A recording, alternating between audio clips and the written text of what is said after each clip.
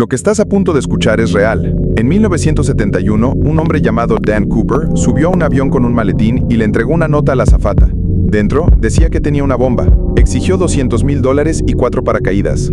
El avión aterrizó, le dieron el dinero y dejó bajar a los pasajeros. Pero luego, obligó a despegar de nuevo en plena noche bajo una tormenta. Abrió la puerta trasera y saltó al vacío con el dinero. Nunca más lo encontraron. Nadie sabe si sobrevivió o si murió. Pero hasta hoy, el caso sigue siendo un misterio que jamás se resolvió. ¿Y tú, crees que sigue vivo?